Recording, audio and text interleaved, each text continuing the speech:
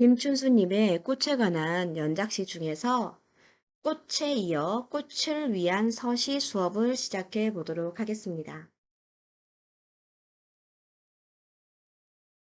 나는 시방 위험한 짐승이다. 나의 손이 닿으면 너는 미지의 까마득한 어둠이 된다.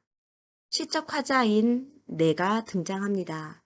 나는 지금 너를 만지고 싶어요. 너에게 닿고 싶어요. 그런데 내가 닿으면 너는 알 수 없는 까마득한 어둠이 되어버린다고 합니다.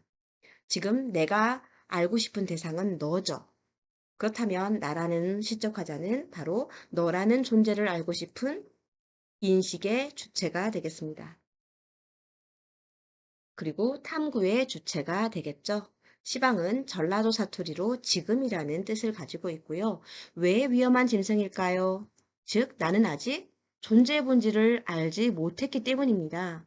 존재의 본질을 추구하고 있지만 무지한 상태이기 때문에 나의 손이 닿으면 너는 바로 내가 알고 싶은 인식의 객체, 탐구의 대상이 되겠죠. 자, 손이 닿는다라는 건 알고 싶다. 너의 본질에 다가가고 싶다. 그리고 너의 존재의 본질을 탐구하고자 하는 행위라고 볼 수 있겠습니다. 하지만 아직 미치지 못하죠. 그래서 어둠이 되어버립니다. 즉, 아직도 무지한 상태, 본질을 깨닫지 못한 상황이라고 볼 수 있습니다. 이연으로 갑니다. 존재에 흔들리는 가지 끝에서 너는 이름도 없이 피었다 진다. 흔들린다라는 것은 움직이는 겁니다. 즉, 움직이고 변할 수 있다. 이거는 불안정성이죠. 고정되어 있지 않기 때문에 어떻게 흔들릴지 어디로 갈지 알 수 없는 즉 불안한 상태인 겁니다. 존재 자체가 불안합니다. 왜? 존재의 본질을 알 수 없기 때문에 불안할 수밖에 없겠죠. 탐구 대상인 너가 무명, 이름도 없이 피었다 진다라는 걸로 보아서 이 너라는 존재가 바로 꽃이라는 걸 우리는 짐작할 수 있겠습니다.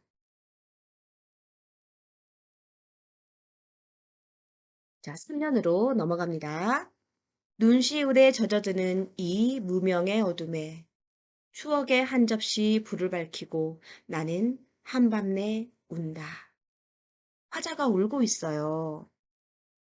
너라는 존재에 닿고 싶고 너가 누군지 너의 본질을 알고 싶은데 알 수가 없어서 한밤내 울고 있어요.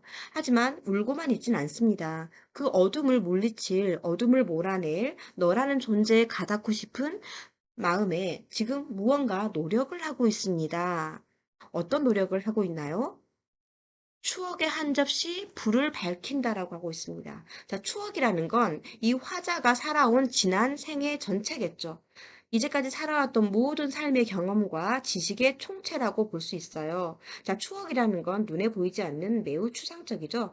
내가 경험한 거, 지식, 이거는 눈에 보이지 않는 매우 추상적이고 관념적인 것입니다. 자, 이것을 한 접시 불이라는 구체적인 대상으로 형상화하고 있는 것입니다. 자, 불을 밝힌다라는 것은 어둠을 몰아내기 위한 행위이죠. 그런데 횃불이 아니죠. 한 접시 불일 뿐입니다. 몹시 초라하고 그리고 작죠. 어쨌든 작은아마 불을 밝히고 있습니다. 즉, 너의 존재의 본질을 밝히고자 지금 노력하고 있다고 볼 수 있겠습니다. 한밤내 운다. 아, 정말 몸부림이죠. 존재의 본질을 밝히기 위한 이 몸부림을 밤새 하고 있는 겁니다. 자, 3년으로 갈게요.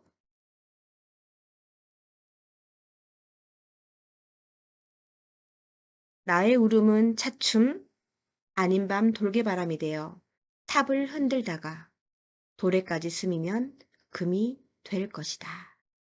지금 나의 노력이 계속되고 있죠? 자, 울음입니다. 나의 노력. 그런데 이 울음이 돌개바람, 즉 회오리 바람이 되는 거예요. 거센 바람이 되었다. 즉 나의 노력이 점점점 더 거세지고 치열해진다라고 볼 수 있겠죠?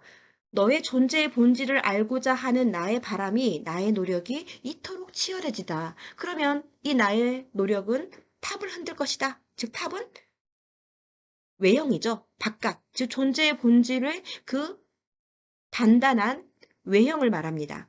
드디어 흔듭니다. 그런데 도래까지 스민다? 즉 존재의 본질 안에까지 침투한다라는 거죠. 점점 안으로 들어가면 이제 뭐가 될 것이다? 금이 될 것이다. 이 금이라는 것은 바로 내가 그렇게나 알고자 하고 추구하고자 했던 존재의 본질을 인식한 상태가 된다는 것입니다. 하지만 될 것이다라는 건 이루어진 게 아니죠. 미래형이죠. 앞으로 그렇게 될 것이다. 아직은 아니다. 여러분, 여기서 금은요, 굉장히 가치 있고 소중한 존재죠. 그래서 존재의 본질이라고 말했습니다. 또한 금이라는 존재는 반짝반짝 빛이 나는 존재죠. 자, 빛이 난다는 점에서 어디 무엇과 대조되죠? 앞부분에 나왔던 무명의 어둠, 그 어둠과 매우 대조가 됩니다. 그 어둠을 물리쳤던 것은 바로 추억의 한 접시 불이었죠. 그 노력들이 이루어져 드디어 금을 발견하게 될 것이다 라는 기대가 드러나 있는 시행이 되겠습니다.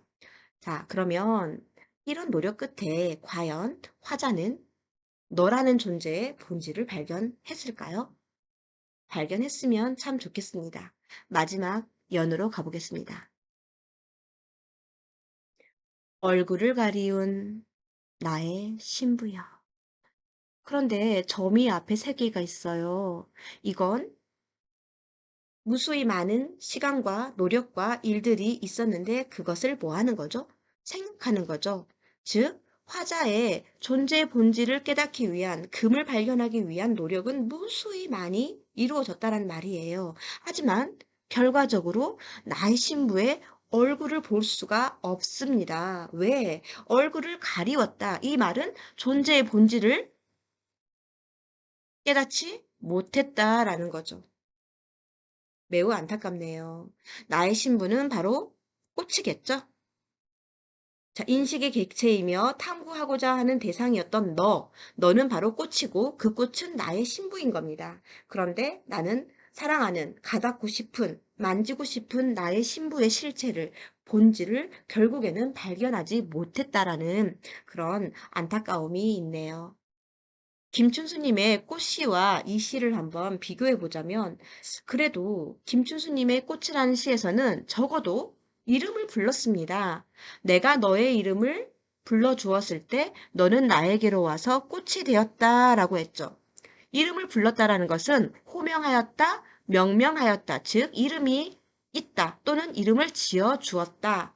존재의 본질, 즉 나의 빛깔과 향기에 알맞는 이름을 내가 불러주었단 말이죠. 이 말은 적어도 너라는 존재의 본질을 나는 알게 되었다라는 겁니다.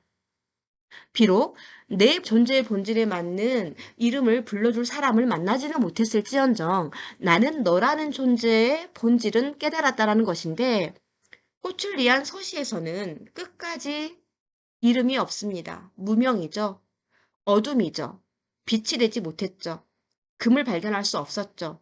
끝끝내 얼굴을 드러내지 못했죠. 가려버렸죠. 즉 이 시는 마지막까지도 존재의 본질에 가닿지 못하고 발견할 수 없는 그 안타까움을 노래한 시라고 볼 수 있겠습니다. 우리 시 중에는 존재의 본질을 밝히고자 하는 시들이 참 많아요. 사람들은 밥만 먹고 살지 않죠. 밥만 먹고 배부르다고 등 따시다고 만족하며 누워서 잠만 자는 그런 돼지 같은 삶을 우리는 살지 않습니다. 사람들은 나는 누구인가? 나는 어디에서 왔고 어디로 흘러가는가? 인간이란 무엇인가? 인간은 무엇으로 사는가? 우리는 누구인가? 끊임없이 의문을 제기하고 정답을 찾고자 노력하는 존재입니다. 그 노력의 일환으로 이러한 시들이 나오게 된 거죠. 다음 시간에는 선생님이 이러한 존재의 본질을 알고자 추구하는 여러 편의 시들을 소개해 주도록 하겠습니다. 자, 오늘 수고 많았습니다. 감사합니다.